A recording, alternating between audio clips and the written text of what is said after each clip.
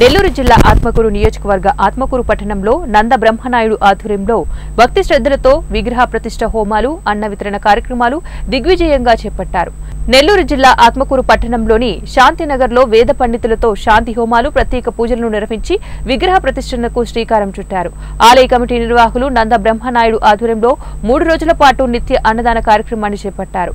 ఈ కార్యక్రమానికి స్థానిక ఎమ్మెల్యే మేకపాటి విక్రమ్ రెడ్డి పాల్గొని ప్రత్యేక పూజలు చేపట్టారు.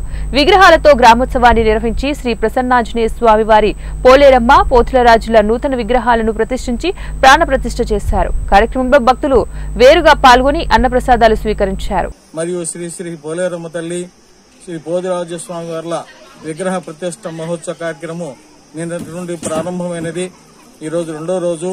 రేపు ఉదయం 11 గంటలకు శ్రీ శ్రీ ప్రసన్నాంజనేయ స్వామి మరియు శ్రీ శ్రీ పోలేరమ్మ తల్లి, పోతురాజు దేవతల గార్ల విగ్రహ ప్రతిష్ఠ కార్యక్రమం మహావైభవంగా జరుగుతున్నది. గ్రామస్తులందరి సహకారంతో ఈ కార్యక్రమం నిర్వహించుతున్నాము. కాబట్టి శాంతినగర్ గ్రామ